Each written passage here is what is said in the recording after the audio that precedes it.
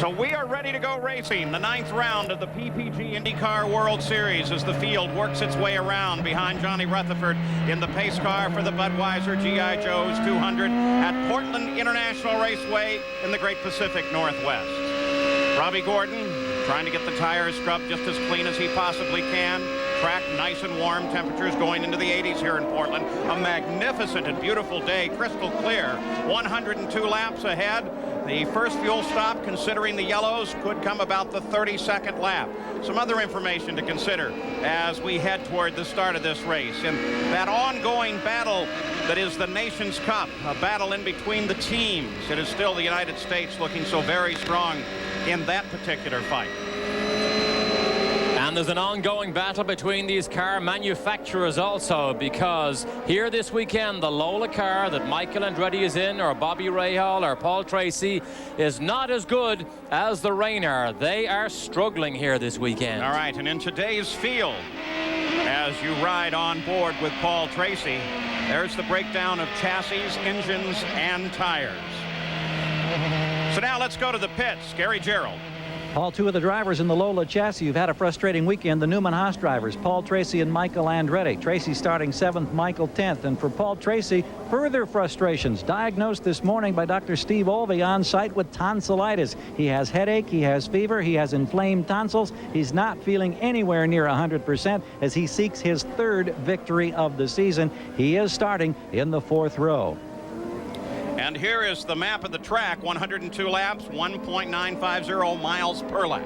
And this track is very difficult to set up for, because at both ends you need lots of downforce to go around these long double apex corners. However, you don't need to drag that downforce down the long straights because you're too slow. But the key consideration here is lots of downforce eats up the fuel, and fuel is a major factor to trying to finish this race, particularly if you want to go in just 2 pit stops. And in fact has decided some of the outcomes at this race. Paul Tracy, definitely keep an eye on him and hope that he does in fact feel better. Now remember too that the key passing area is that little bump that you saw on the main straight, the pit straight. They call it the festival turns, and I'll tell you what, you slam down in there, come down through the gears, jump all over the brakes, and if you're going to get somebody, that's where it's going to happen. The field comes into alignment in the carousel. The long straightaway lies just ahead. Johnny Rutherford drives the PPG pace car, gets it off the track. Field now in the hands of Jack Villeneuve, the pole sitter, as he pulls just a bit ahead and is being chased by Al Unser Jr. And we go green. Now that first turn, that critical turn, as Al Unser Jr. ducks in ahead of Jimmy Vasser, and Guzman tries to get inside Vasser too. And look at Paul Tracy did. Down the inside of Guzman, or Vasser forced the issue, and Vasser gave him just enough room.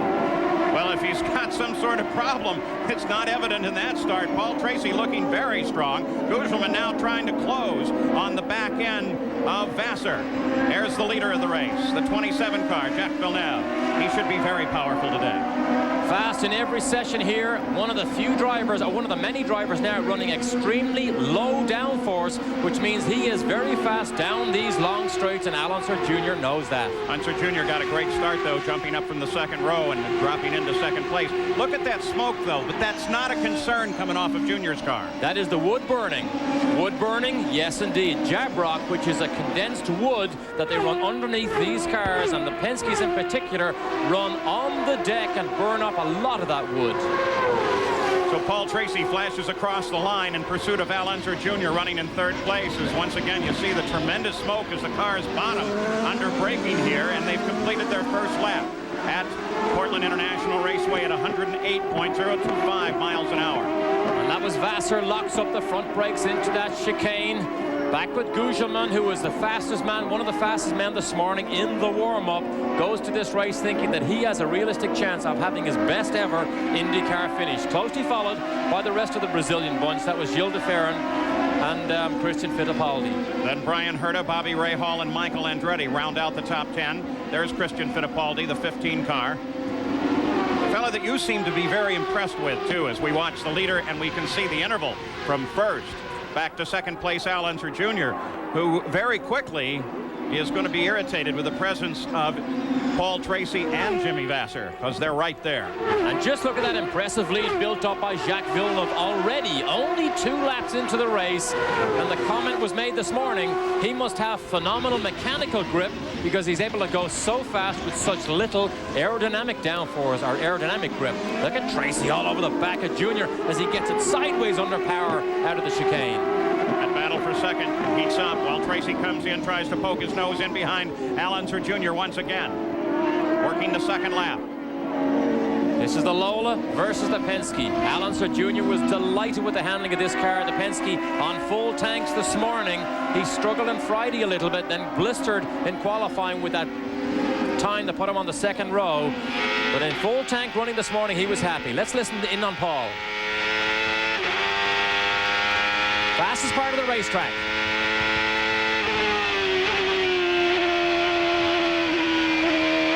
Down to second gear.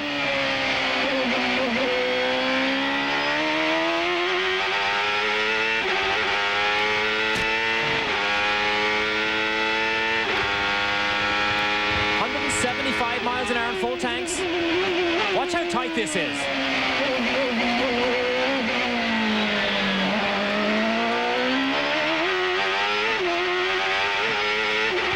Now here's the long double apex corners. Watch how long this corner is.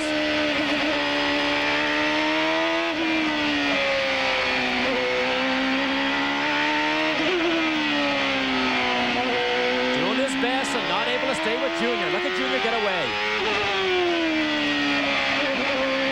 Very important corner onto the long, fastest part of the track. Long back straight, 186 miles an hour in qualifying.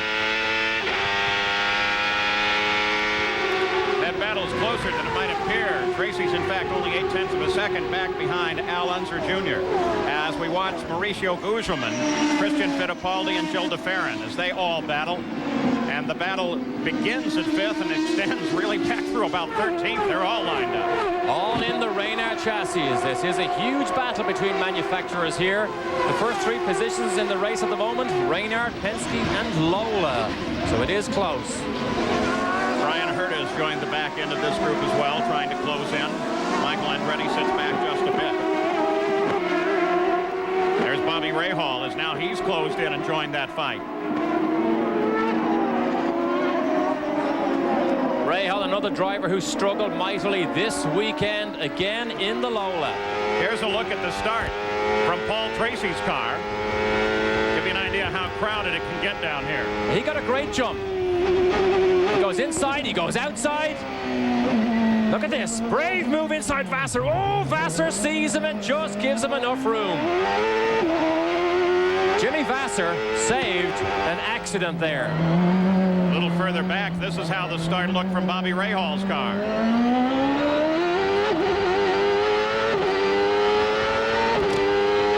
Green flag is on your left. There it is. And now it's a blast. Rahal's done this many times. Oh, Gilles de Ferran locks the right front. And look at the room Rahal gives everybody. Whoa. Had to take a bit of avoiding action there.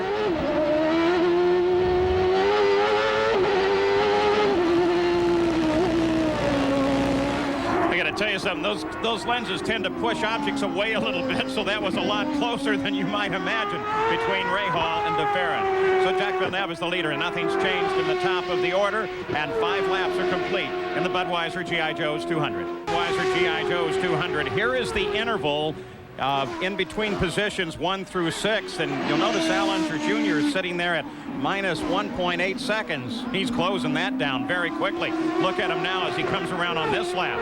That interval is going to close down to less than half a second, and he just may challenge Jacques Villeneuve for the lead of the race as they get down into the festival curves. And we know how good Alonso Jr. is, particularly under braking. The last 2 laps that he did were considerably faster than Jacques Villeneuve. In fact, Al Jr. at the moment has the fastest lap of the race under his belt. Now, one of the questions that came up when Villeneuve ran all these fast laps with such low downforce levels, they said in the race, can this last? Can the rear tires stay under this Reynard when he begins to slip and slide, particularly if the temperature rose? And it is hotter today than I believe it's been in most of the weekend's running. As we watch that battle for the lead, how does the crew keep track of this sort of thing? Well, of course, they have two-way radio with the driver, but they also have a television set in the pits that allows them to sit and keep track of the action. And what they know right now is that on the last lap, Al Unser Jr. ran the fastest lap of the race at 114.2 miles an hour. The EDS scoring keeping us up to speed on that. Now they flash down the front straight past the pits over the start-finish line, and Al Unser Jr. continues his pursuit. And he's good under braking, but he's not close enough. The Ford engine in Villeneuve's car with less rear wing is fast down that straight.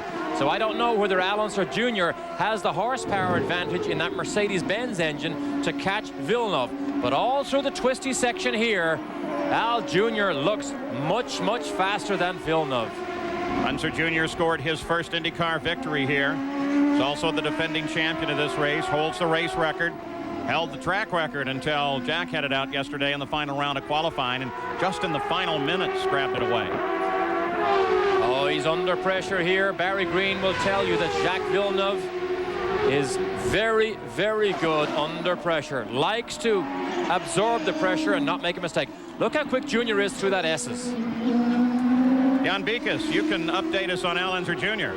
I sure can, and in particular about the Penske chassis. Keep in mind that when Derek's talking about the low downforce of the Reynard, the one thing about the Penske chassis we know, it is extremely consistent. That's why he's able to close in on Jacques Villeneuve. The Penske chassis throughout the duration of the race and the history of the Penske racing machines have always been very consistent. We also have a report that that car is showing a lot of bottoming. They have jab rock or wood underneath that car, and when it is on full tanks, expect to see just a little bit of smoke, but not a problem for Al Unser Jr. Now nothing else has changed in the order as we continue to watch this battle for the lead. Jacques Villeneuve in front, Al Unser Jr. in pursuit. You can see under braking for the Festival chicane on the last lap, Al Jr. closed right up. I think he's beginning to pick his position. I think he's beginning to test where Villeneuve is quick and where he isn't. What's Junior here? Very quick through the right-hander. Right up behind him here. Penske team watches on television. And here's the important run. Can he get close enough under his rear wing to make a run down the inside? I don't think he's close enough this time. Roger reaches up, talks to him by touching the transmit switch, which is actually on his headphones. Turns to keep track of him around the course by watching the same television picture you are. Gary Gerald, we talked about the Mercedes-Benz engine and Al Unser Jr.'s car. What about the Ford? Just an interesting footnote on the Ford power plant. The two Newman Haas drivers, Tracy and Michael Andretti, are using what they call the Series 2 Ford engine. It's been redefined early in the season, as we talked about on several occasions, from the top of the block. It's better aspiration. It creates more horsepower. Unlike the Newman Haas team, Chip Ganassi's team used that engine for qualifying only for Brian Herta and for Jimmy Vasser. They've gone back to the Series 1, a little more conservative approach. They're concerned about how that car can last and the Reynard chassis. And so they've taken a little different approach to this race today, Paul.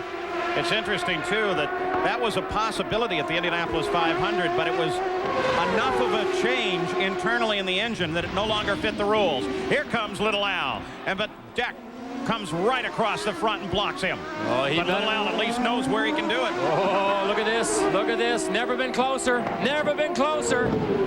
Al Jr. knows if he's going to chop the nose off Jacques Villeneuve, he better get all the way alongside him because Villeneuve will turn to take that apex. Villeneuve does not have that Series 2 engine. He has the stock Ford Cosworth engine in that Players Reynard. You know what I found remarkable there is that Little Al didn't lose that much momentum despite that maneuver. Al Jr. knows he has the measure of Villeneuve right now. He knows he's faster. He's got to just pick his time. Look at this. He's closer than ever here. Coming up on Eric Bachelard. Almost an impossible move here. Oh, Villeneuve blocked him too. Into the carousel now. Eric Bachelard still ahead of him. Here's the key run. A slingshot off the hairpin. They should be able to handle up Bachelard on the straightaway itself, but Little Al just might get trapped. Look at him drop back, looking for a little running room. Now what does Unser Jr. do? Stays right there. They don't want to deal with the slower car in front of him. But boy, he could strike at any second, couldn't he? Long double apex right-hander. short run uphill, all in the same gear. This is third gear. If Unser Jr. has an advantage here, it certainly would be experience on this track and on calculating traffic. Won his very first race here back in 1984, the opening of Indy cars here at Portland. And the Rose Festival has welcomed Indy cars every year here. What a great event this city puts on.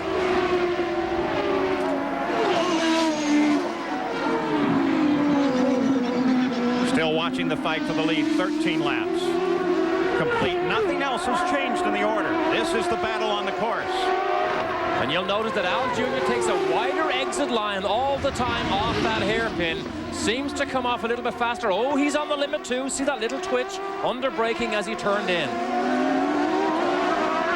Lap speeds are falling off about 4 miles an hour. They've been turning the last couple laps at 110. So 4 miles an hour down from the fastest laps turned in the early going. Penske chassis goes under constant development. They came here with a brand new underwing. It is completely different. Crew still watches their man in action, but this new underwing on the Penske generates more downforce than they've ever had on this car, and this may be the product of that type of wind tunnel development that goes on back in Poole in England under the direction of Mick Guzzi. A group that keeps pretty good track of us on the global broadcast as well. Probably proper to say hi to everybody at Poole. Watch Al Jr.'s line. See where it's wider? It's about half a car length wider, exiting a big swoop onto that front straight, but he's not close enough to build up now. As the leaders flash by, the board goes out for Paul Tracy. You can get an idea of the interval back to third place. Tracy now, Jimmy Vasser, then some distance back and forth. Mauricio Guzman still in fifth, so no change there. Same with the bottom half of the top 10. Sixth is Christian Fittipaldi, then DeFerrin, Brian Herta, Bobby Rahal, and Michael Andretti rounds out the top 10. So no change in the order. And if you move on down 11th is Fabi, and Robbie Gordon is worth mentioning because he has made a big jump from his lowly grid position, currently running in 12th. Started back in 18th, was very disappointed. In fact, before we came on the air and I talked to him on television this morning, he was kind of hesitant. Boy, don't mention too much my starting position because it doesn't look good and I'm going to have to work hard. Well, he's gone to work. Up over the curb on the left side as you get down through that fourth gear left-hander.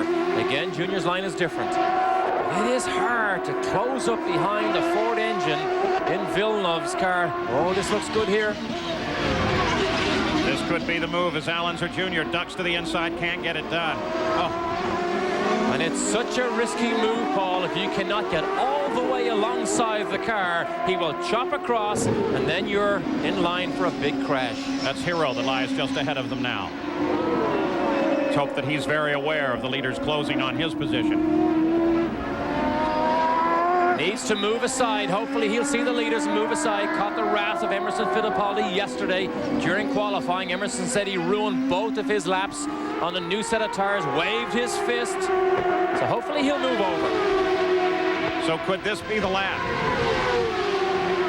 Matsushita sitting just ahead as Al Unser Jr. closes in but gets trapped. Hero traps him, and that's going to give Villeneuve a good opportunity to pull away. And with a very tentative move, Unser Jr. moves alongside. We'll be back. Back here at Portland, nothing has changed. It is still Jacques Villeneuve being pursued by Al Unser Jr. In third place is Paul Tracy. He's running pretty much alone right now. Jimmy Vasser sits back a bit of a distance from him, about 2 seconds back, in fact.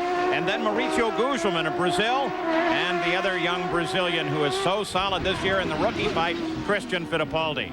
And once again, they work through the festival corners, and still Al Unser Jr. can't get Jacques Villeneuve. Now, the question I have for you, Derek, is if Jack has a lower downforce car, and little Al is carrying all that downforce, is his current position running really in the vacuum of Villeneuve's car helping him? Oh, it helps Al Jr. definitely drag himself up towards Jacques Villeneuve. But overall, he's not quite able to get close enough because Villeneuve's car is still quicker down the straight. However, if he does manage to squeeze by, it looks as if Al Unser Jr. overall on the lap does have a faster car than Villeneuve. But track position is vital. You have to get by him first, and Villeneuve can drive defensively. He doesn't need to block. Blocking is illegal, as Wally Dolomac told all the drivers yesterday. Look at the change in line here. Al Jr. still using that wide line, trying to get on the power earlier, but he can't just quite draw himself near enough to Villeneuve. Oh, he's having a look again. And still no result. Just not enough to get inside Villeneuve in that corner. It's a 90-degree right-hander, so you almost have to force the other guy to back off. And Villeneuve, if he thinks he has the line, he will slice down. And those precious front wings on that Penske could easily take a bit of a whack. And Al Unser Jr. knows that. But look at Paul Tracy come into our picture. Paul Tracy isn't letting this gang of two get away. And I want to emphasize that except for this battle on the track, everything else remains static. Drivers here very concerned about tire wear and fuel economy on this course, especially if you get offline. Remember the lessons at Detroit. These new tires, the softer they get, the more they tend to throw off excess rubber, and that gets just outside the groove, and if you get out on that, it can be deadly. This is where the whole race could change face. Oh, he's close now. Barry Green watches in the Villeneuve pits as Al Unser Jr. tries it again, and still he sweeps across. So Roger Penske remains in second place.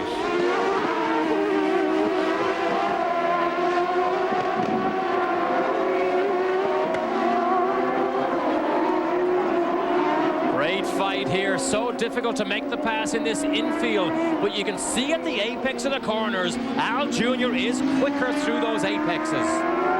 While we continue to watch this battle, let's go pit side. Gary Gerald. Paul, we're in the Villeneuve pit. We just got a quick word with Barry Green, who, of course, is the team owner, and we were asking him, are you having to play it conservative in terms of fuel? And he says, yes, we are. How concerned are you about the Unser situation right there and the pressure? He says, well, I'd much rather have a 10-second lead, but the important thing at this point, he stressed, we are right on target with our fuel mileage. And that business of downforce also relates to the drag, and that, of course, relates directly to how much fuel you use. Everybody knows Portland, year after year, is always a fuel-conscious race right down to the end, particularly if you don't get the benefit of yellow flags. So that's a big issue, even though it's early in this event. Let's go to Jan Beekes. Well, Gary, speaking of fuel, and we also saw Roger Penske in a shot earlier. Roger Penske has radioed to Al Unser Jr. with a different report. That is, your fuel is fine. Fine on fuel here in the Penske camp. Remember, they have a Mercedes. They're chasing a Ford. Continuing to watch that battle for the lead. Nothing changes down lower in the order. The fight is right here at the front of the field, and once again, slower traffic lies just ahead. Let me give you a quick, easy way to determine whether cars carry a lot of downforce or low downforce. Just look. Oh, look at that jab rock burning at the end of the Penske. Just look at the rear wing of Villeneuve's car and how deep it is, and look at Junior's. Much, much deeper. Quick, easy way to visually see whether a car carries a lot of wing or not. Particularly down this straight, you can see it. Eliseo Salazar from Chile just ahead. Will he become a factor now as Unser Jr. continues to pursue? And no, he's not going to try it. In fact, he wanted to make absolutely sure that Salazar saw him. Excellent move by Salazar. Stayed way, way off the racing line. Saw both leading cars come through. Al Jr. sticks a wheel on the dirt, but Villeneuve was particularly slow through those festival curves there. Unser Jr. once again using every inch of this track, and he closes up even more. In fact, at this point, this may be the closest that he's been thus far. He might have a better run going on him when he gets out of the carousel. Paul Tracy is beginning to reel in these boys here. Paul Tracy is closing the gap to Al Jr. and to Villeneuve. But Tracy has been consistently running laps about a mile an hour faster while this battle goes on, and that's allowed him to close. Unser Jr. again takes that slingshot wide move off, keeps his momentum going. Oh, look at this. Villeneuve comes to the inside. Defensive driving. Oh, he forces Al Jr. down the outside. Oh, and he loses brakes, and Jr. moves into the lead. Nice bit of tactics, but boy, it definitely cost Jack Villeneuve. Experienced move by Junior? Oh, very, very, very good move. He absolutely sold Villeneuve all the way down the line. Villeneuve tried to block him. Al Jr. read it perfectly, moved offline, took the perfect run, and Villeneuve was high and dry. Interesting definition as we take a look at it again. Now, Villeneuve is committed to the inside line. Junior says, okay, bye-bye. I'm going to take the normal route. Watch Villeneuve's front wheels. Locks them up, and Al Jr. says, bye-bye. And what they both know is Jack can make the first move to block, but the minute he makes the second move, he runs the risk of a black flag. You can't go all the way into the corner steering in front of him. We go back to the fight for fifth. Christian Fittipaldi, as he's sitting right on top of Mauricio Gugelmin, and Gilles de Ferran's just behind them. So this is a three-way fight for fifth. All in Reynard chassis, 2 Ford engines and 1 Mercedes. Gilles de Ferran hanging on there, had a terrible warm-up session this morning, all sorts of handling problems, and Jim Hall's men went to work and have given him a very good racing car. Boy, he's had an active weekend, though. He's been off the racetrack at least 3 times that we saw, trying to qualify well. So Unser Jr. has picked up the lead as we watch the battle 5th, 6th, and 7th. This is the 4th race this year that Unser Jr. has led. He's led the most laps in both of 2 of those races. We'll be back with more from Portland. From 3rd, Jimmy Vasser is 4th. We're focusing now on this battle for 5th place. Mauricio Gugelmin, Christian Fittipaldi. And Fittipaldi has been all over Gugelmin the last couple of laps, though right now it's de Ferran that is all over Christian Fittipaldi. Jan Beekes, you've been watching this fight. I sure have, and we checked in with the Pac West crew in regards to Mauricio Gugelmin. He has radioed back to the crew that he's starting to pick up a push. The front of the car right now is not working the way Mauricio would have hoped. Boy, exactly the last thing you want handling into that key passing area. You don't need a push there. On board, Paul Tracy, 3rd place. See just ahead, not the car immediately ahead. That's Matsushita, but just ahead of that. That's Jack Villeneuve, 2nd place. He's chasing it. Series 2 engine in Paul Tracy's car. A little bit more horsepower than Jacques Villeneuve. That's Marco Greco in Dick Simon's car. He'll do 4 races in that Dick Simon car. Moves aside, Tracy comes down the inside. But if Al Jr. had all that trouble trying to get by Jacques Villeneuve, it will not be any easier for Paul Tracy. Let's look just a lap ago as Christian Fittipaldi put a real charge on Mauricio Gugelmin. And this was so risky because look how close he comes to touching. Gugelmin comes across and Fittipaldi locks up something. We don't know what it was. How did he miss not making contact with Gugelmin? Gary Gerald's Christian's car okay after that? Yeah, they say the car is fine at this point, but their concern is that the leaders are getting away, and while Christian hammers away trying to get around Gugelmin, they're losing a precious amount of time. We've got pit activity, Paul. Yeah, unscheduled. Emerson Fittipaldi, 17th in the pits. John? Emerson Fittipaldi came in early. Looks like they had a little bit of a fuel difficulty, but the main reason that Emerson Fittipaldi was here, the car started to overheat. They thought they had some trash that may have collected in the radiator, but now I see them shaking their heads saying, hey, there wasn't anything in there. Maybe that's not the answer to his overheating problems. Well, that's not good. If the temperatures are going up and there's nothing blocking the coolers, there's another problem there. 80 miles an hour down that pit straight. That's the rule. You get away with 85. If you go 86, you're brought in for an interview. But Emerson has not had a good weekend here. In desperation for the last qualifying session, he changed to Alonso Jr. setup, and it still didn't make the necessary changes that he wanted. Back on board with Paul Tracy, chasing 2nd place, Jacques Villeneuve.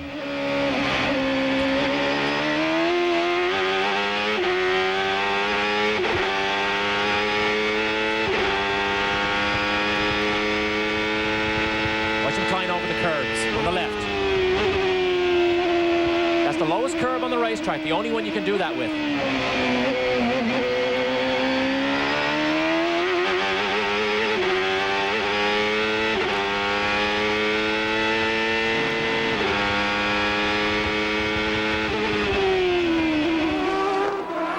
To that battle between Big Mo and Christian Fittipaldi. Look at Christian. Christian gets alongside him on the exit. What a good move that was as Christian Fittipaldi moves into 5th. And so with pit stops just any time now, Al Unser Jr. is the leader. He moved around Villeneuve, and Christian Fittipaldi got around Gugelmin. We'll be back. stops due just any time now as you ride with Brian Herta. He sits in 7th place. Some change in the order back there. Christian Fittipaldi got around Mauricio Guzman, then DeFerrin came around, then Herta came around, and that pushed Guzman back into 8th position. But he stayed out. He didn't come into the pits. We expected that he might, and assumed that something was wrong with the car. We launch now the battle for 2nd place as Jacques Villeneuve continues to try to hold off the charging Lola of Paul Tracy. And we expect the leader, Al Unser Jr., into the pits at the conclusion of this lap. And Al Unser Jr. currently has over 8 seconds of a lead on Jacques Villeneuve, so he is comfortably well up the road in that Penske. But this is a great fight here as Guzman is the first of the leading group to make a pit stop, lap 32, and Rahal. So Rahal is in, Guzman is in. We expect all of the regular stops to come right at this point.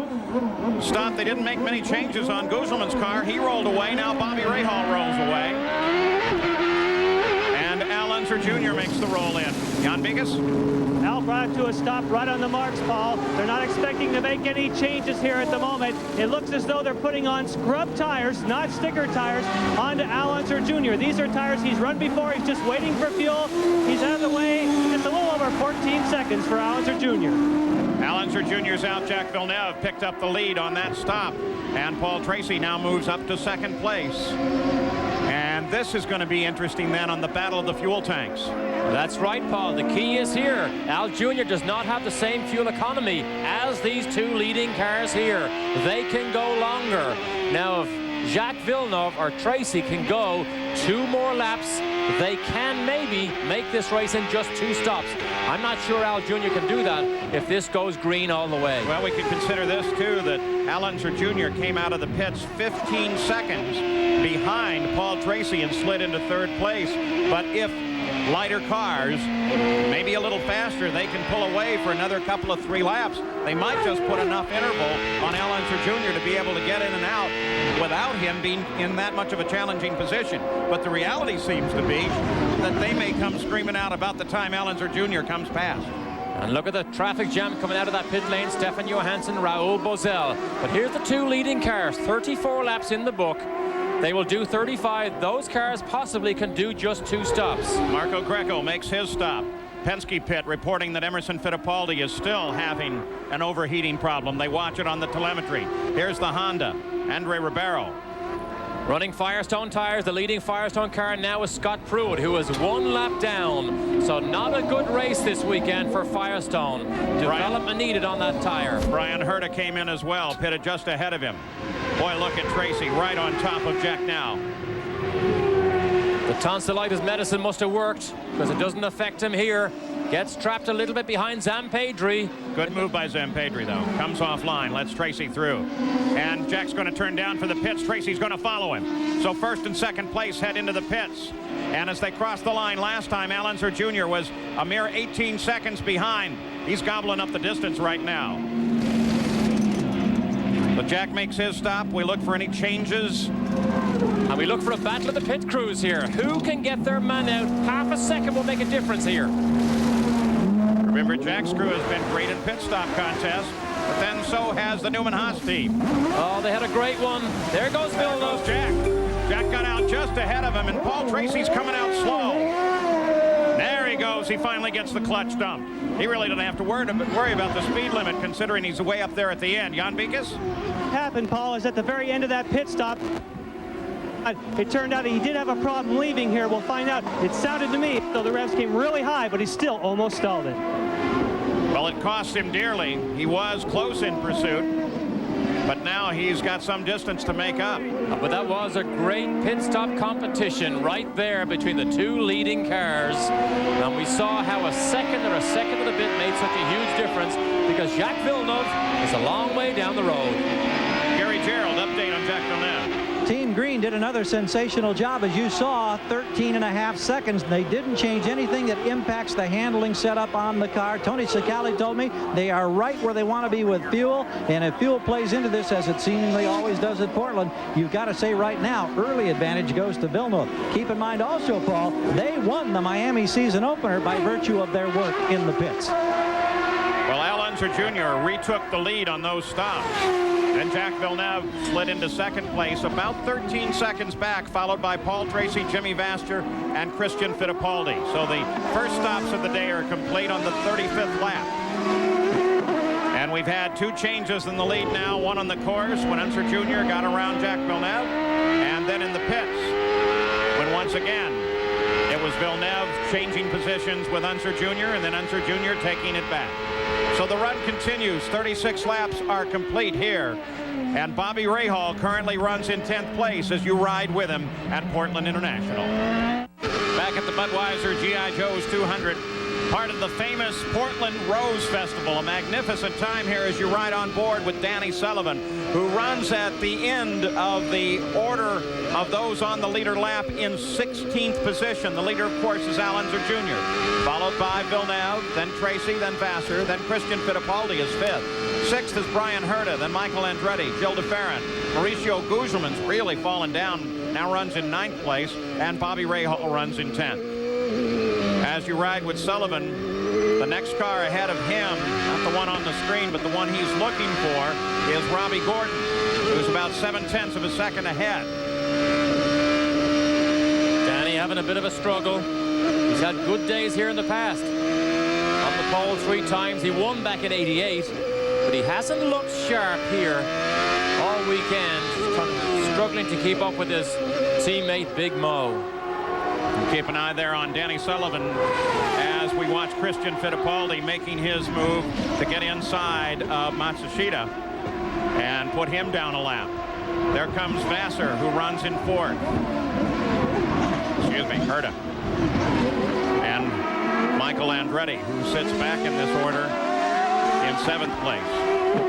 I have to remind myself and remind all of us at the same time, Vasser has the yellow rollover bar. Over the shoulder with Michael. Scratched his head after the morning warm-up. For some reason, lost the handling of this car right before Saturday's qualifying. Himself and Peter Gibbons got together, made lots of mechanical changes and downforce changes for the race, and didn't quite hit the sweet spot because Michael's struggling in 7th, which is struggling for him. He's had good days in the past here. He's trying to catch Brian Herta. 3 miles an hour off the pace currently being set by Al Unser Jr. He turned the last lap. Unser Jr. did at 112 miles an hour. Average speed of the race, 110.731 miles an hour.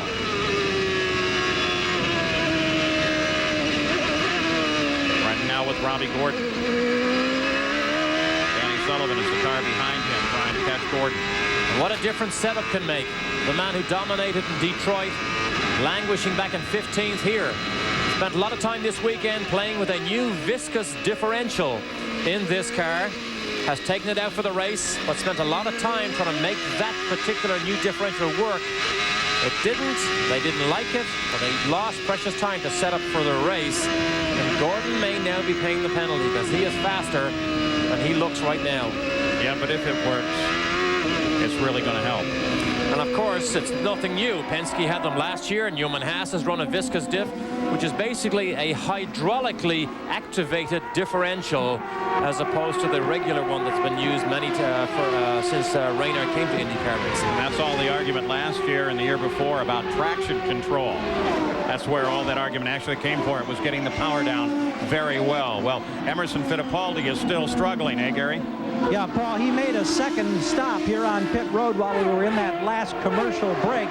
They brought him in early before because the temperature was going up. They thought there was a bag in the inlet going to the radiators that was causing the overheating. They couldn't find a problem. The temperature is still going up. They brought Emerson in again, and they're chasing a gremlin right now, but that's impacting his performance, no question.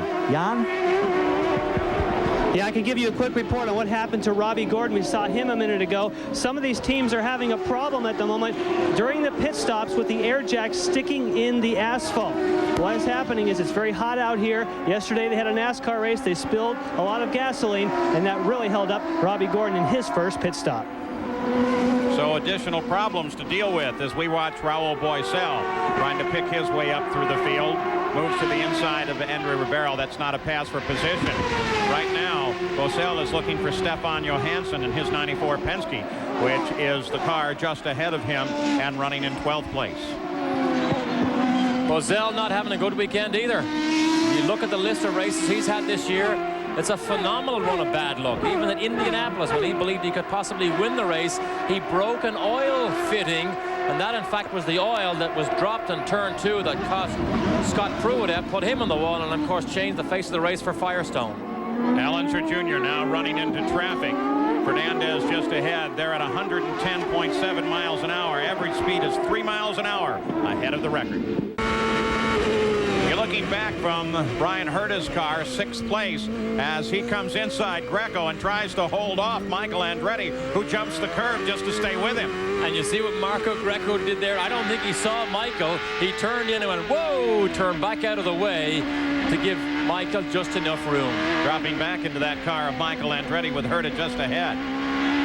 And what about that stop by Michael's teammate, Paul Tracy? Remember coming out of the pits? He hesitated for a bit. Jan Beekes, what was that? Yes, now we have the opportunity to check in with Newman Haas and find out exactly what happened. And it was a very smart move, it turns out. Paul Tracy got it into gear a little too early, and then the tires were spinning when it was still up on the jacks. Well, if you let your car off the air jacks with the tires spinning, that would necessitate a stop-and-go penalty by IndyCar regulations. So they decided we will not let him off the jacks until he stopped spinning the wheels. As soon as he did, they let him down. And then, of course, he didn't have the revs and almost killed it, leaving the pits. Very clean race thus far as we watch the battle for third. There's Vassar and Christian Fittipaldi.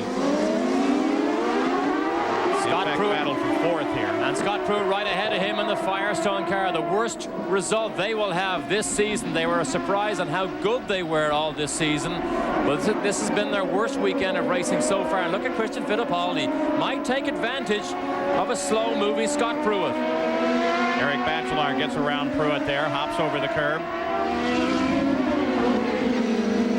And Pruitt tries to come back under Bachelard. Bachelard then holds up the charge behind him. Vassar watching ahead of him and also watching Fittipaldi behind him. And Fittipaldi drops to the inside, comes around him. And so they're now clear once again. Now can he get Vassar? Fittipaldi held up for just a second there, but I'll tell you what, he's so aggressive. Came right back on top of it. Heading down to that first corner. And look at him, he locks the brakes. Christian Fittipaldi comes past now. Vassar doesn't want to get caught up in that chicane area because he could get penalized. He wants to stay on the course, but here comes Michael Andretti as well. And a slight mistake like that is so costly because 3 cars drove by him, so all his hard work goes out the window. And yesterday in qualifying, we saw exactly that same move from Jimmy Vassar when he overcooked it, braked too late into that festival turn. And of course, that could be only a matter of a few grams of pressure on the brake pedal that actually gets you there. And in qualifying yesterday, he actually flattened the right front tire, put a flat spot. Here it is here, trying to get by Pruitt. Right up behind him, down the inside, and brakes way too late. Locks of both of them. Now, if he had gone up the escape road, he would have had to have stopped, let all the traffic by, and then go on. If he doesn't make the stop in the escape road, IndyCar would penalize him by deleting a full lap from his race. But he has to check his mirrors as everybody comes past, and he falls well down in the order. So Vassar, who was looking so very good, now sits in 7th place. And we've got a car off in the festival corners. Looks like Eric Bachelard. And he gets it back going without incident. He was in the midst of that traffic jam, so I mean, he may have been moving over just to let some of those faster cars go by. Well, but is there another possibility as we watch Raul Boesel cycle around him? If we have seen in the past lap 2 situations right there on the approach to that corner, is it possibly getting slick? Well, if it is, you better be careful because you don't see the leading group of Alonso Jr. and Villeneuve getting themselves in trouble there. You got to be careful. And how fast is Al Jr. running? He is 17 seconds clear of Jacques Villeneuve right now. The 2 guys that have had problem there, one of them is this man, Jacques Villeneuve, the other being Jimmy Vassar. When they were braking and got in trouble, they both were offline. Now, one of the concerns is all the rubber balls that are laying just off the line. And the rubber balls you mentioned as we watch the full field rundown here, the rubber balls you mentioned, of course, are a consequence of this tire war that we have going on. Soft compound rubber leaves these tires, it rolls up into a ball, gets deposited offline. You have to be very, very careful not to run over too much of that. And Tracy's not being too careful now because he closes up on the back of Jacques Villeneuve, about to give him another headache. As they come onto the pit straight, Jan Beekes has been watching that situation with Jimmy Vasser. That's right, Paul. We had a chance to check in with Tom Anderson, who, of course, is the team manager who looks after Jimmy Vasser. We asked him, is there a brake bias problem? Is there a problem with the brakes on the Reynard? He said no. Just tried a little too hard, got in there too deep, and locked them up. So, not a mechanical problem, but maybe an enthusiasm problem there for Jimmy Vasser. Let's go to Gary Gerald. Well, one of the things that comes along with brilliant clear skies and all this sunshine in the Pacific Northwest, increased track temperatures. At the start of the race, tire engineers tell us it was 130 degrees on the asphalt. It's now up to 136 and obviously is climbing. This is the highest temperature we've seen on the track thus far this weekend, and that contributes to this business of trying to get grip. Oh, big situation down in the festival hairpin. Michael gets together. Michael is able to pull it away. Herta or Vasser? Brian Herta, who was running ahead of Michael Andretti. Michael obviously made a passing attempt to Brian Herta. I don't know whether he stalled the engine or not, but the target car sits there. He was the target when Michael came down. And that is going to bring out the double yellow flags at the start-finish line and the PPG pace car, because they're going to go to a full course yellow. Here it is, Derek. Trying to get by Scott Pruitt. Herta down the inside. Oh, Michael rams him from behind. Brian Herta had no hope.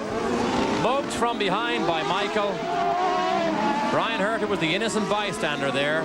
And what was adding to my confusion was the fact that Vasser was right there, teammate to Herta, and was able to dart to the outside and get around both of them. So two of the positions that Vasser lost by his indiscretion earlier, he now makes up with Michael, drop kicking his teammate Brian Herta. Well, we're at the halfway point. The leader at the halfway has gone on to win in 7 out of 11 races here.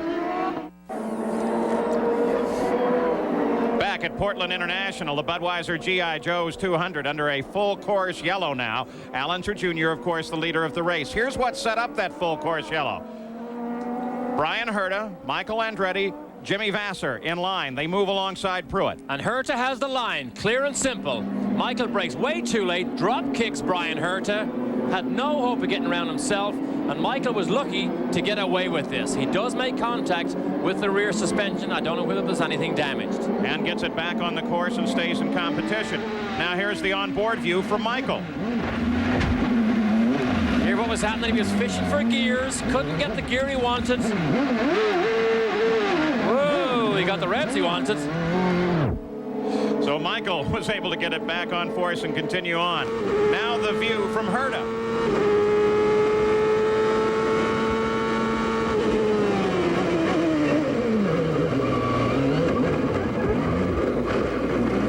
Boy, thanks for missing the camera, Michael.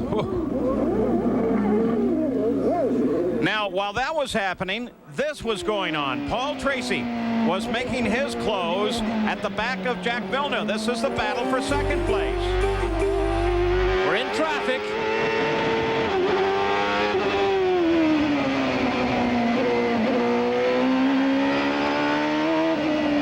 And boy, take a look at that inside move, puts Tracy into second place behind Al Unser Jr. So now slowly they circle the course. Look at all the marbles there on the edge. Jan Beekes? We've caught up with Chip Ganassi, which of course owns Brian Herta's car. Did you get to see that on the monitor, or did Brian say anything? Well, it's pretty obvious. You know, we saw it on the monitor, Jan, as everyone can see out there. You know, it's obvious some drivers just can't stay out of trouble down that corner. Now, Michael drove for you last year, and he had the same problem in the same corner, but unfortunately in your car that year. Like I said, it's obvious some drivers can't stay out of trouble in that corner. Thanks, Chip.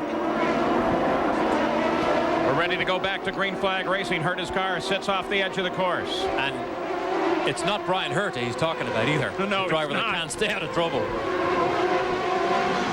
So now back to green flag. As Al Unser Jr. is the leader, Paul Tracy is second, Villeneuve is third, Christian Fittipaldi is fourth, and then Jimmy Vasser. That's Robbie Gordon sitting in there, but he is down one lap. So Al Unser Jr., who had 17 seconds over the whole field, Now loses 12 of that. He's now 5 seconds ahead of the field because of these slower back markers that are in the way. But hard to believe we're talking about Robbie Gordon as a back marker. As a back marker in this particular race. It shows you how sensitive these cars are to having the right setup. All right, he lost his time advantage, but did he pick up a fuel advantage? Oh, he did. We mentioned earlier, he was the first to stop, 2 laps ahead of Tracy and Villeneuve, which meant he probably would have had to have had a splash and go. Now, he may still have to have it, but the yellow flag certainly played into the hands of anybody who had a fuel possibility of having to have a splash and go. As Al Unser Jr. continues his lead, Emerson Fittipaldi was in and out of the pits. His continuing overheating problem. There you see him joining back in traffic. Oh, the traffic jam again down to the festival curves here. The slowest corner on the racetrack is 35 miles an hour second gear. Well, Brian Herta now has his 7th DNF in 9 races this year, Gary Gerald. The frustration factor I know has got to be boiling over right now because you have had such a hard time finishing races. What happened? Well, you know, it's just Target Scotch team's been doing a good job for me all weekend. They put a good car under us for the race, and you know, it's running strong. We're moving up, running steady, and we're going past Pruitt, I think, for a lap, and you know, Michael just misjudged braking and ran right in the back of me. It was really disappointing. It's, you know, not the kind of move you expect from somebody that's you know, won as many races, as good a professional driver as he is. I know he just made a bad mistake. As a young driver trying to come up in this series, Brian, do you find now a situation where you try to talk to him after this race is over about it? Well, you know, I mean, yeah, you can try and talk to him, but it's not going to help anything. The race is done for me. Thank you. It doesn't help Brian's day, and Michael certainly knows what he did. You might be able to see that Brian still has that very pronounced limp, a legacy of his terrible crash in Toronto last year. He still has a metal plate and a rod in that right leg, and look at the traffic jam here. De Ferran round the outside of Michael. Can he make it stick? Yes, he does. De Ferran's not having any of that. He's not going to let him stick down inside there. So Michael Andretti and Gil De Ferran battling for 6th place. In fact, that whole group running right together now from Vassar on back. And that means 5th place on back. Al Unser Jr. has 9 seconds in the lead over Paul Tracy. But boy, this is where the battle lies now. Well, this is a great battle here. Look at that line of cars ahead of Gilles De Ferran and Michael Andretti there. Some of the back markers, they're in their own race, so they can't pull off the racetrack. Yeah, but from Jimmy Vassar on back, you're actually talking cars that are in contact with one another and, in fact, fighting for position. Let's go to Gary Gerald. Paul, you had that terrific replay at the time when Tracy was able to make the pass of Villeneuve. That was so close to the yellow incident involving Michael Andretti and Brian Herta that there were protests lodged on pit road. IndyCar officials thought for a moment there might be a black flag involved because the pass was made under yellow. They reviewed the situation and said no, the pass was clean. That was certainly welcome news for Paul Tracy. Boy, take a look at De Ferran once again as he comes inside of Carlos Guerrero. Now, Michael Andretti tries to get past. He can't do it. Guerrero comes across the front of him, and that ongoing battle continues. This is great. That move by De Ferran was as brave as we've seen today because he did it the hard way. He went around the outside of Jimmy Vassar and then down inside Guerrero. What a move by De Ferran. Back nose to tail, the entire group once again. Again, cars on the leader lap, mixed in with cars that are a lap down. Michael gets stuck. Michael's behind lap traffic. He needs to get clear. His battle is with Vassar, not with these 2 cars who are side by side. 3 abreast down the back straight. Boy, and Michael gets nailed there. He was looking for an opportunity to get Guerrero. He couldn't do it because Guerrero was coming out and around Bachelor at that time. Rahal is in the mix. He's in there too. He's not in the fight. He's running 8th. Oh, he is in the fight behind Michael. Yeah, Teo Fabi's there. 2 laps ago, Rahal was able to get around Gugelman. Now back with Michael. There's that fight up ahead. Michael is 7th. Something did fly off when these 2 cars made contact. I couldn't see whether it was something from Michael's car or not, but it certainly hasn't seemed to slow him down. He's a bit slower than the front runners. He is charging as usual. Mario's here, watching what's going on. Mario has lots of tales about his recent Le Mans 24-hour race. What I found incredible is they had 19 hours in the rain trying to win that 24-hour race, and he just came up a little bit short, finishing 2nd. And still shows that he has it. Oh, and it can't wait to get back next year to try and add that final chapter to his great career. There he is, 19 hours they had to battle through the rain, and Mario took most of the double stints in that very difficult situation in France. Mario watches son Michael from the pits, and Michael continues his pursuit. Jimmy Vasser just ahead. Michael tries to move to the inside. They come around Salazar. And Salad Bar again moves way offline to let the two leading cars go by. I can say that he's my former He's your buddy. teammate. Exactly. We raced together in Formula One back in 1980, long time ago. Long time ago. Running order, top 6.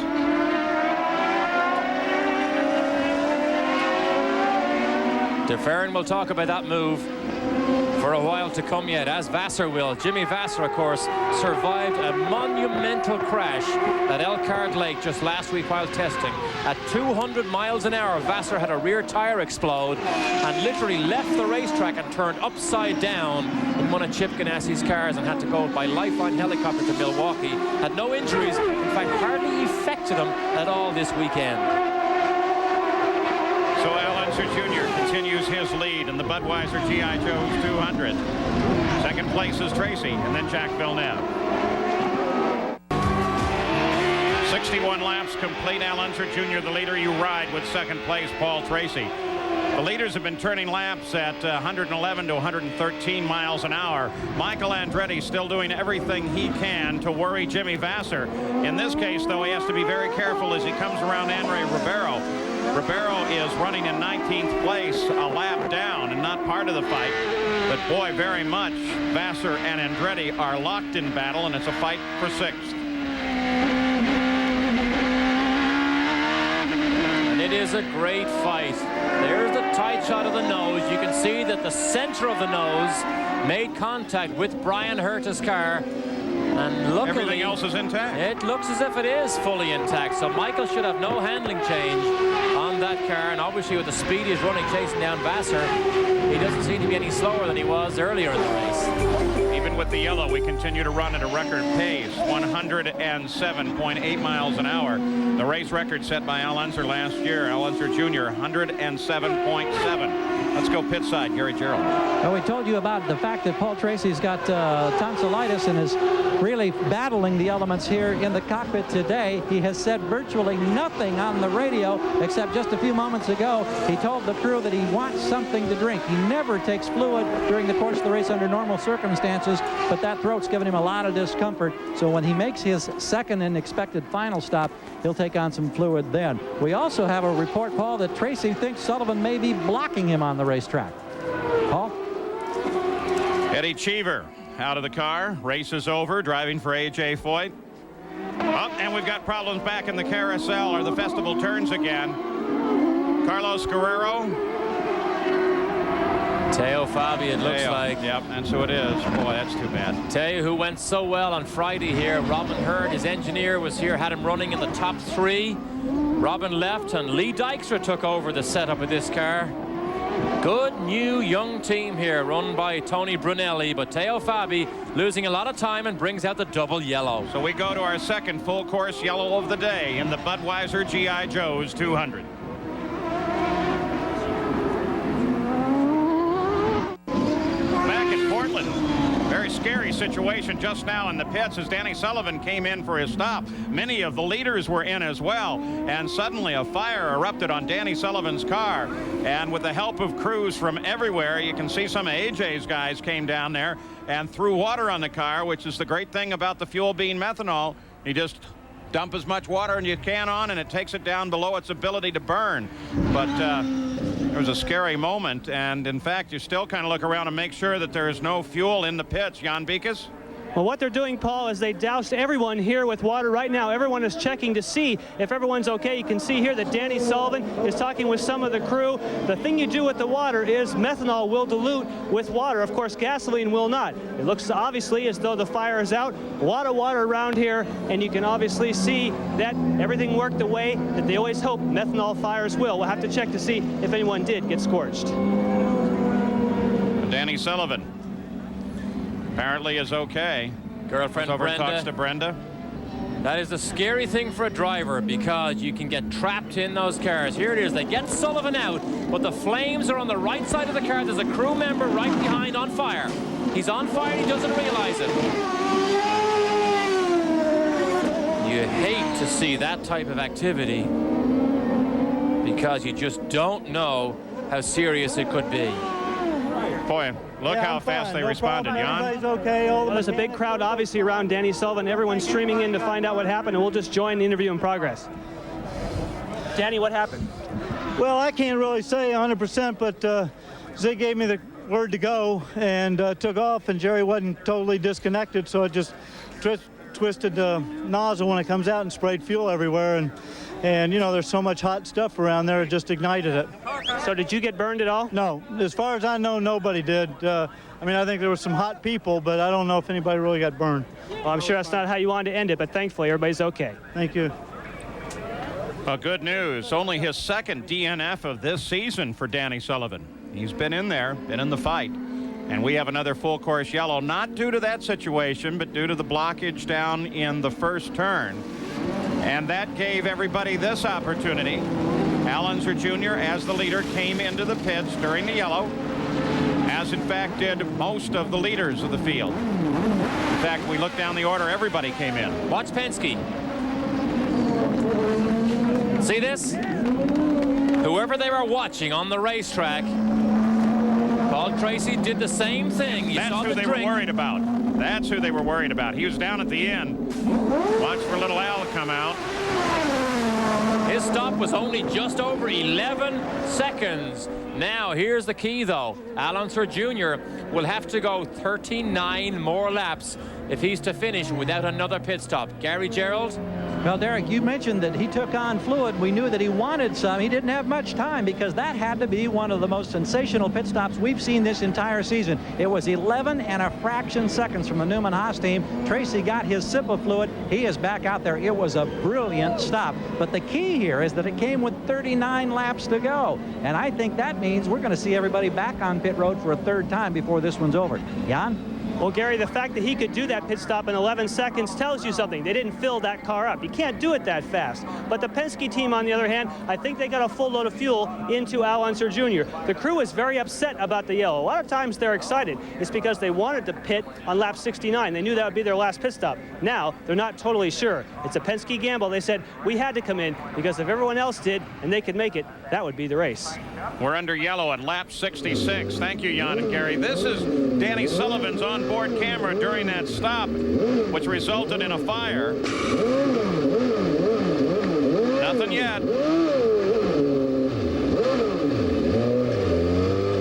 And now they can see they got a real problem. They're going to try and drag it back, but apparently not a fire yet. Now it's something's burning over there on the car's right side.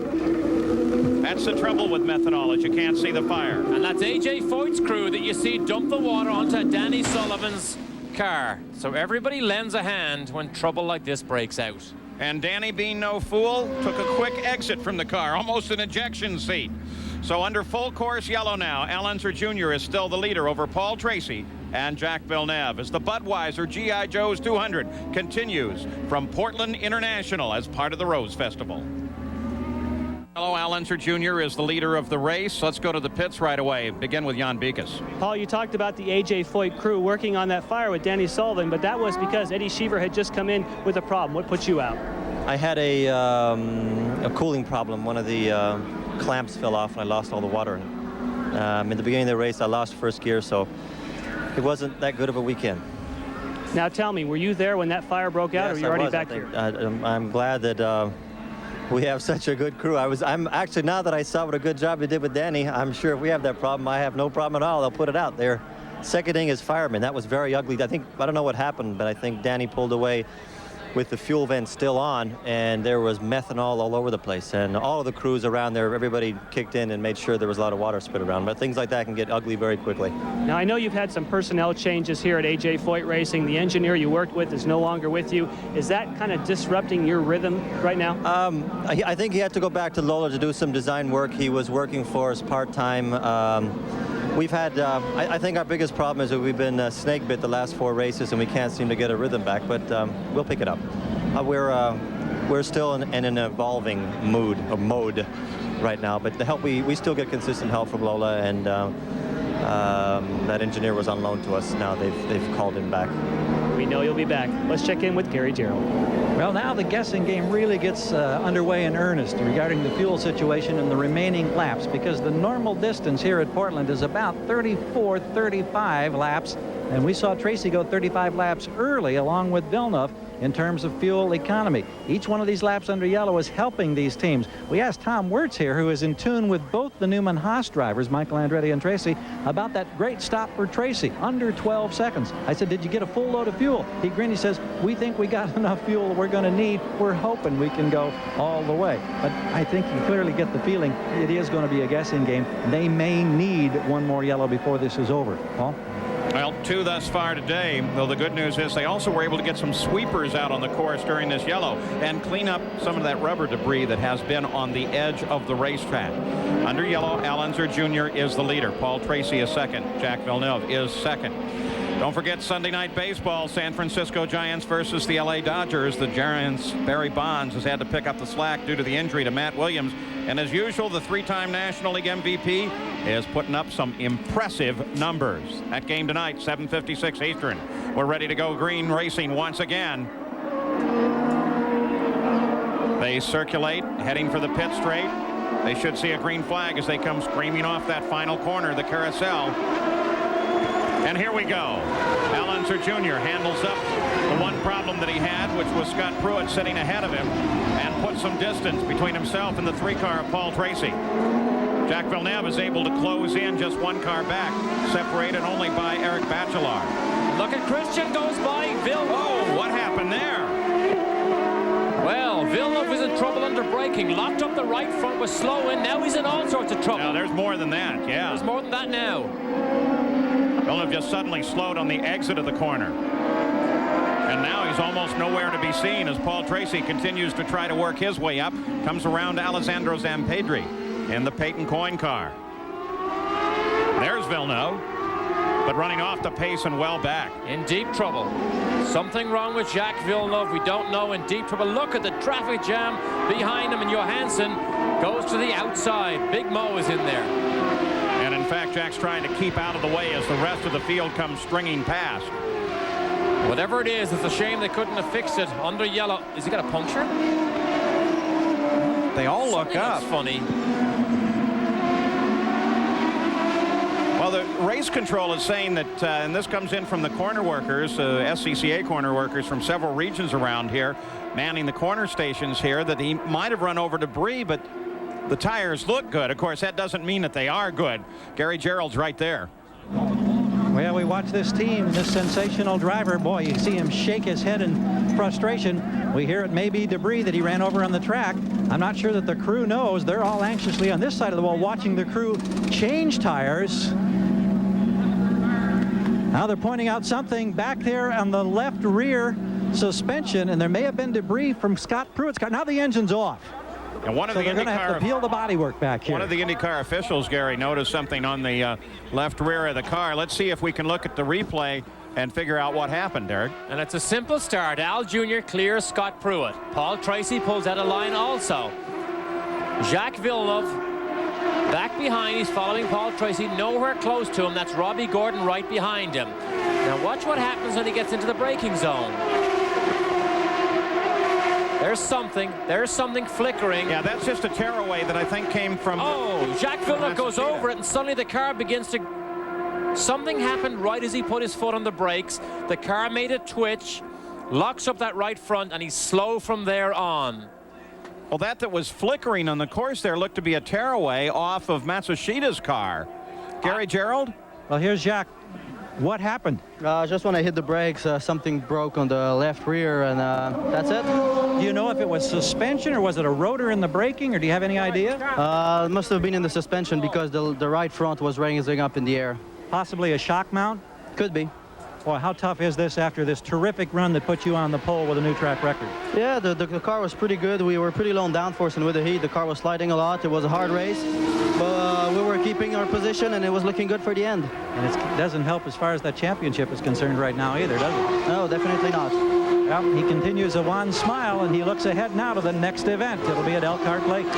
No points for Jacques Villeneuve today. Interesting problem, though, on a car that is very strong, that Renard. Yes, it is. That was a surprise. And Barry Green's philosophy for these middle-of-the-season races is no consistency. We need to go for race wins. Interestingly enough, one of the observers here this weekend who, although he won't say he was watching Jacques Villeneuve, was Bernard Dudot, the engine designer from Renault Formula One, and Christian Konzen, the director of motorsports, is here. Now watch the slow-mo replay. It's right as he puts his foot on the brakes. You'll see the car begin to twitch. That's when the rear suspension breaks. He's in a straight line. There it is right there. See that little twitch? The car begins to twitch. He's on the brakes. The left rear suspension is broken. That's why that right front begins to lock up, because it's lightweight. Jan Beekes? Well, we've talked about the Reynard chassis being very strong, but according to Adrian Reynard, he says with the new cars this year and with the new tires, that they now have 15% more grip than they expected to have this year. Therefore, that sometimes takes its toll on those suspension pieces. Well, it looks like that overheating has finally taken its toll on Emerson Fittipaldi as he's pulled off the edge of the course. And some of the officials are there ready to give him help. So Roger Penske is one car less in this race. Did you notice that when Villeneuve had that problem, that the teammates Christian Fittipaldi and Robbie Gordon were side by side right behind him? And boy, they really went for a spread to try and get around him in that corner. I mentioned Bernard Dudot earlier. I didn't want to gloss over it. There obviously is serious. Renault are obviously taking a serious look at IndyCar racing for them to send Dudot and Konsen, director of motorsports, over here this weekend to see exactly what is going on. So not just here as a race fan and spectator, some serious consideration. Now 73 laps complete. Al Unser Jr. is the leader. Back at Portland, Al Unser Jr. still the leader. Paul Tracy in second place. Right now in third place is Christian Fittipaldi. And then this battle, Gil de Ferran and Michael Andretti battle for fourth. Let's go to Gary Gerald. And Emerson Fittipaldi, you were fighting overheating problems. Did that prove to be the final difficulty, Emerson? Well, from the beginning, you know, the engine was losing power, and we found there was a water leak on the engine. I had to come in to put water, but was working on very high temperature. And I think the engine is gone now. How tough was it out here today in this heat, aside from the problem you had relating to track conditions and the rest of the field? What's the car behind you, Emerson? Not so bad, but I think the heat on the engine was my problem today. All right, it's okay. Thank you. So Emerson Fittipaldi, who has had some success here, walks away. Look at de Ferran as Michael Andretti closes in, and de Ferran gets caught up behind Scott Pruitt. That also gives Jimmy Vasser an opportunity to close in. So now it's a three-way fight, and Michael tries a move. Oh, it's a great fight. Fourth, fifth, and sixth. De Ferran trying to hold them off. He's in traffic. Scott Pruitt running a bit slower than he needs to, than he'd like to. Infield, very difficult to pass. De Ferran knows that Michael will stick his nose in anywhere he gives him just half an opportunity. De Ferran has had 5 DNFs in 8 races, 4 of them due to contact, and one, of course, the opening race at Miami due to gearbox failure when he had a chance to win that race. Look at this, right up behind him, over the curb. You know, it's interesting with Michael. Just before the start, I was talking to him, and he said, look at de Ferran locked the right front up. I was talking to Michael, and Michael said, you know, maybe we just collect points today, but that can never totally be true for Michael. He is such an aggressive racer. Watch this here. Oh, look at this! Oh. Comes sweeping way down the inside. De Ferran gets in trouble on the brakes. So does Michael. And that lets Jimmy Vasser come around de Ferran, and maybe he's going to get Michael before this thing is over. Drag race to the infield, and Michael wins it. Scott Pruitt, the factor that started that one, running a little slower into the corner. Now de Ferran with Rahal all over the back end. Rahal was able to come up. De Ferran fell back into 6th place, and Rahal is right there ready to attack. That almost verged on being a block of Michael, which is against the rules of IndyCar racing. You can change your line to drive defensively. That's what de Ferran is about to do here when he sees Michael make the move. He goes with him, he blocks him, but then he changes his line. Wally Dolomac won't like that, and watch what happens here. They both almost missed the turn-in point. Watch Vasser. Watch Vasser. Defending your position is different from blocking, and when you change your line, it can be considered as blocking. And in the drag race here, when Michael just got a nip from Jimmy Vasser, and Michael wins that drag race to the infield.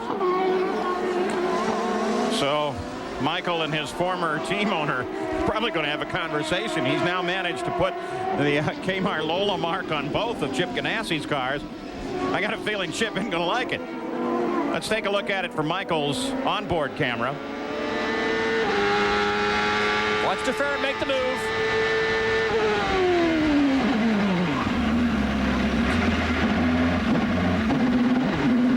Michael was in neutral.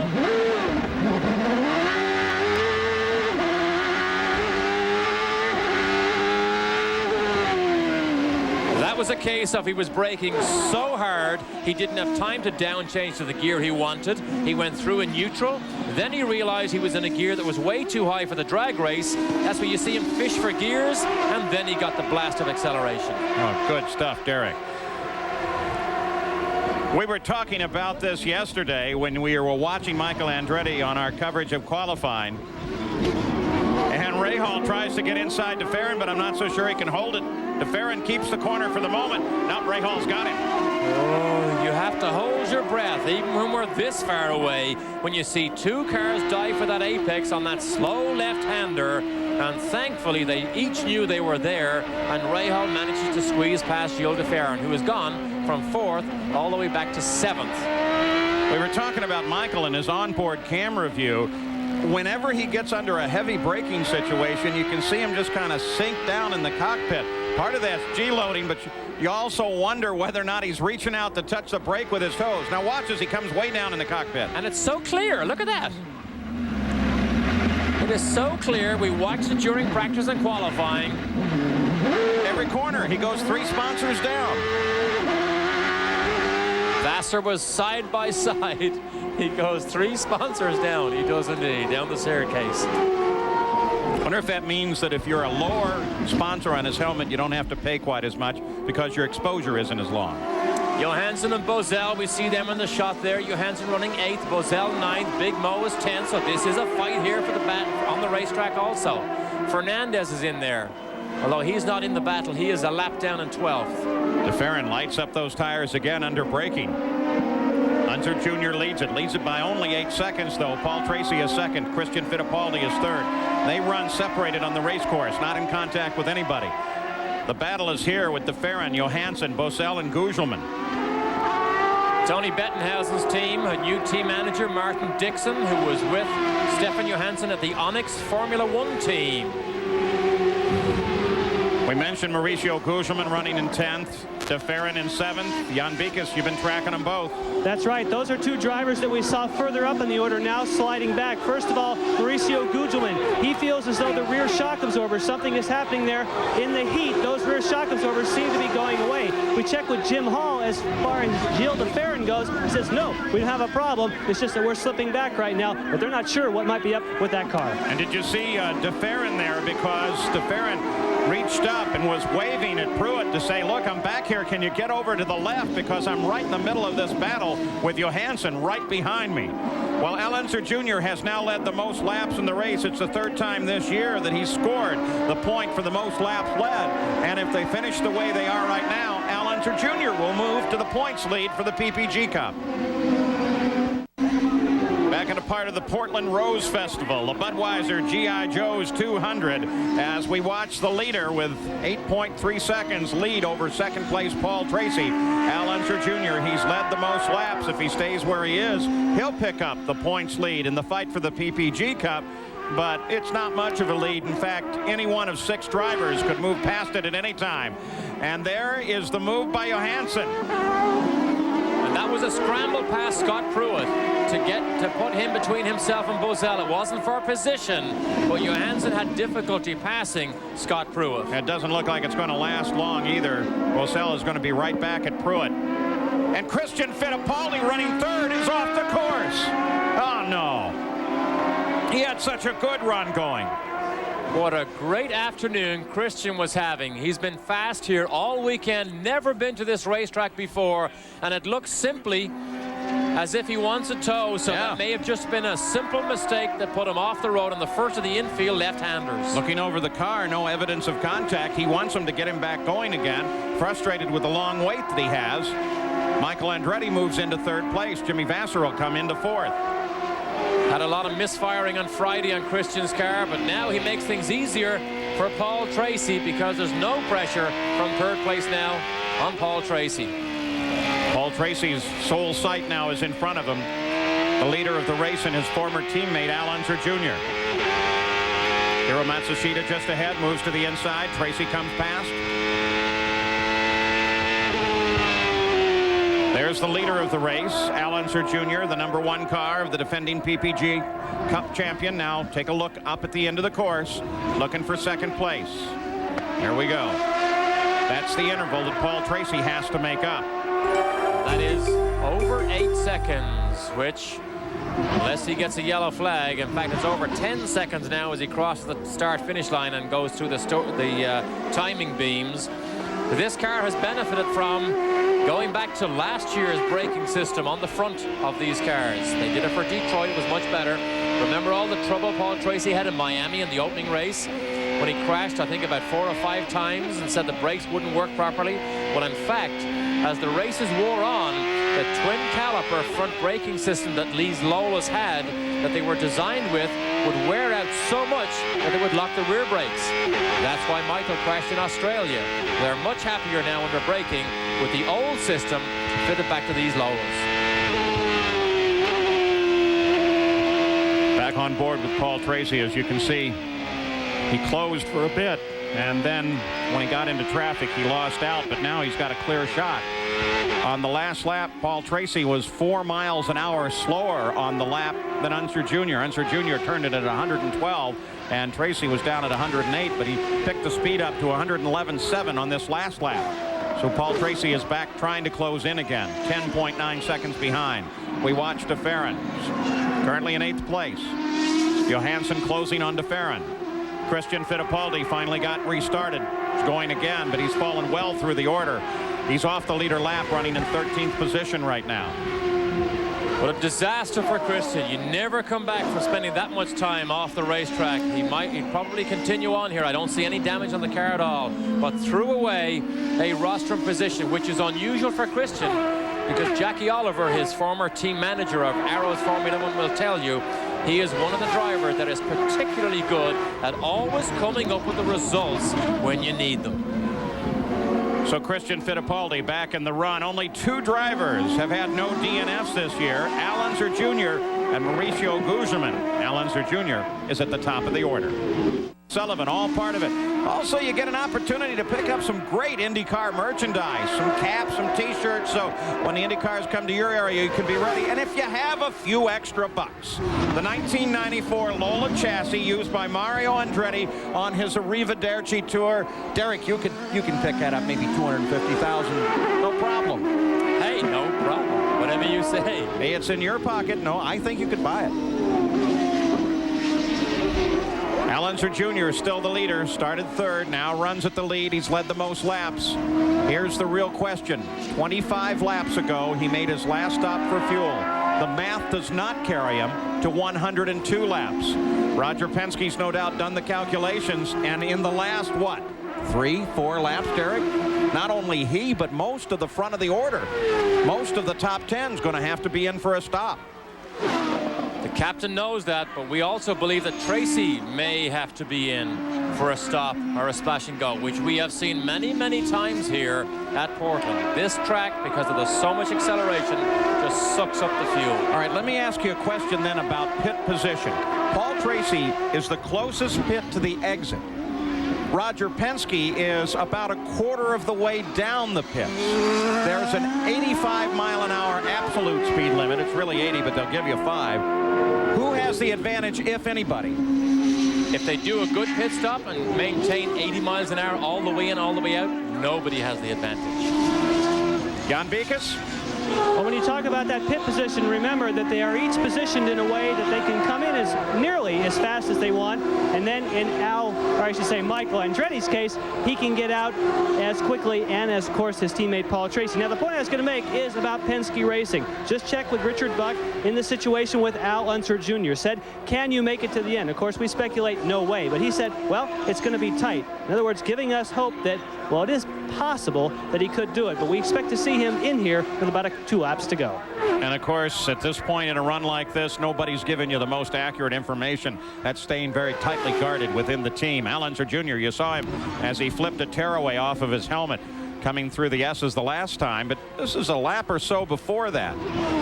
Goes over the curb. Oh, look at that piece of debris what that was. Flew out from underneath that Penske. Now, that may cause a handling difficulty. So let's watch very carefully and see, does Paul Tracy begin to close in on Al Unser Jr. I don't know what that was. I don't know whether it was from Al Unser Jr.'s car. Maybe our pit reporters can look at that, but 9.8 seconds, the separation to Tracy right now. We'll keep tracking it. Al Unser Jr. continued his pace on the last lap, 112.5 miles an hour. What do you think, Derek? Here it is again. He goes over the curb. Now, what's from behind the race car? It looks like a piece 12 inches long by about 8 or 9 inches wide.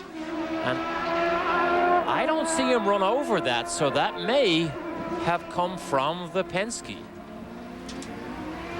Maybe it's his race plan on a clipboard. The question, Jan, what is it that came off of Little Al's car? Can you help? Well, as close as you were watching that replay, so was Roger Penske and Richard Buck. They watch it very carefully, and they think it might be, when he went across the curb, a piece of that jab rock, that wood that is the skids underneath the car. They think that's what flew out behind Al Unser Jr. Richard Buck, of course, the chief mechanic for Al Unser Jr., his longtime chief mechanic, in fact. Well, that would mean that everything's okay if, in fact, it is jab rock. It's not really critical to the performance of the car, not like one of the aerodynamic surfaces, which was one of the first questions. Grant Newberry there talks to Roger. They discuss it over. Rick Mears standing by as well. And they all, no doubt, Roger looking around saying, oh, I'm on television now, so I can't check and see how my car's doing. He's leading Roger, and he's pulling away from Paul Tracy, now running 10.6 seconds ahead. So whatever it came off doesn't seem like it made a difference. There is a report from one of our corner spotters that it possibly could be a piece of jab rock which goes underneath the car from Marco Greco's car. Al Unser Jr.'s last lap was still above 114 miles an hour, so he's not going slower. So from Greco and not from Unser Jr. Gary Gerald. Well, if they're playing poker down here, oh, everybody's scrambling. We have a yellow. What's happened? No, Everybody's no going yellow. to the wall. Michael Andretti is coming in.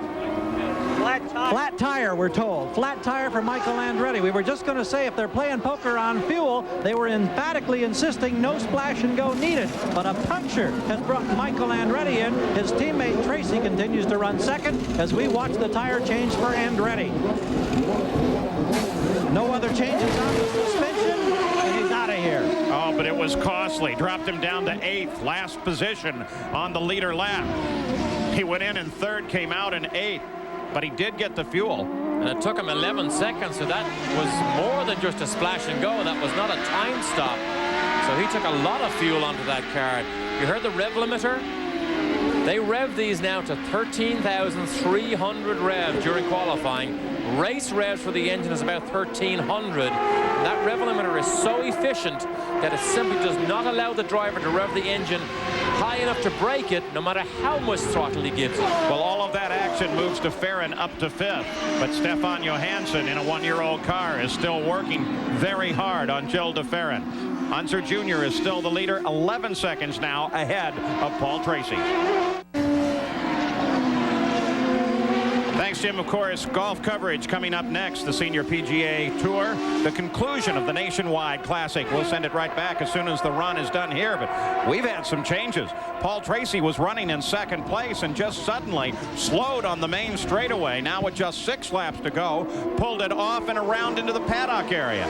Here it was, slowed coming off that last corner and knew whatever it was real serious. And came all the way around the corner. He's with Gary Gerald. Paul, I know this is tough. Drivetrain related. Well, it's a shame, really. Budweiser car was running really good, and we couldn't match Junior, but we were out there just pacing ourselves, trying to hold down second place, and something went wrong in the drivetrain. Either a clutch or a half shaft gave up, so it's a complete shame, and I feel real bad for the team. How tough for you personally today with the tonsillitis inflamed and the headache and the temperature and all of that? Well, it's been a tough day, and obviously we were driving well and trying to collect some points, and it's just a real shame we had to drop out with a stupid mechanical problem. How damaging is this to your championship hopes? You were in 5th place within striking distance. Well, it's really damaging. We were right there with a good finish here. It would have put us right there, and now we're going to be scratching at the bit for the rest of the year. Thanks, Paul. Thanks. So Paul Tracy with a very disappointing retirement after driving a brilliant race. Now watching Raul Boisel on board with Bobby Rahal. And he's in a fight here with Jimmy Vasser, who is now back up to his 2nd position, which would equal his best ever. Finished 2nd in Detroit, now having to hold off Bobby Rahal. So the order is Vasser following Unser Jr., then Bobby Rahal, Jill DeFerrin, Stefan Johansson, Raul Boisel, and Michael Andretti. As we go down through the remainder of the order, those off the leader lap, Mauricio Gugelmin, Robbie Gordon, 10th place is Adrian Fernandez, and then Paul Tracy is falling through the order, but Christian Fittipaldi is back up to 12th right now. Bobby Rahal runs in 3rd place right now. Al Unser Jr. has a 29-second lead, but in the next couple of laps, he very definitely should have to stop. We're going to go away now. When we come back, we should see some action going to the checkered. I get here early. 3 laps to go. Jill DeFerrin just had a failure on the car, pulled off the line. He was running in 4th place. That gave Johansson the opportunity to stream past as well as everybody else. What was a great battle for DeFerrin is now apparently over. But the battle itself not yet complete. Bobby Rahal now runs in 3rd place, and he is trying to chase Jimmy Vasser. That's Vasser just ahead. So it's a battle for 2nd place between Rahal and Vasser. Unser Jr. has 29 seconds over 2nd place. The other question, of course, is fuel to the end of the race. Vasser turns very sharply, and Rahal closes. Andre Ribeiro sits ahead of Vasser. Great run here for Vasser and for Rahal. Rahal has slowly climbed his way up. This car did not handle well on Friday. He had changed it almost every single session. This morning, he said he's working on being best in class, best of the Lolas. Well, that is good enough right now to be on the rostrum. With 2 laps to go, fuel looms very big as a question. Will they go driving past? White flag comes out for Al Unser Jr., so Unser Jr. is going to try to make it the whole way.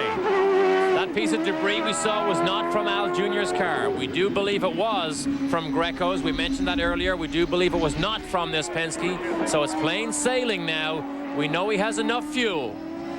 Gary Gerald. And regarding DeFerrin, we just talked to Jim Hall. They have fuel pressure, so it wasn't out of fuel. It's something motor or engine related. No, it was a very sudden stop. Jan? A very quick update on Al Unser Jr. When Paul Tracy came out, his closest competition, he could slow down, lean the car, short shift. He should make it easily on fuel. Unser Jr. working the fast part, the backside. He's done with that now.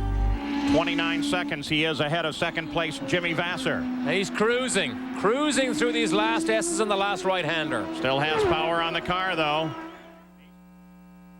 Jr. completes his 2nd victory of the year, the 29th win in his career. And he takes the points lead in the fight for the PPG Cup. Now Rahal trying to close Vasser, the battle for 2nd place. Vasser well ahead, but Rahal's right there. Is it possible that there could be a run off of this final corner? Sounds like Vasser stuttered just a little bit coming off the corner, but now under full acceleration. And Jimmy Vasser takes 2nd. Rahal finishes in 3rd. And Stefan Johansson, who was running in 4th, gets rear-ended. The 4th place car, Johansson is rear. So Al Unser Jr. has taken the win, Gary Gerald. Something about this place the Junior absolutely loves. This is only his 4th natural terrain road course win, 3 of them now in Portland. The key may have come, and you stalked Jacques Villeneuve early. You set him up perfectly for the pass, it appeared. Well, it was, I figured Jacques was going to be the strongest one out there today, and And you know, he got off to a good start and so on, and got a little bit deep on the original start.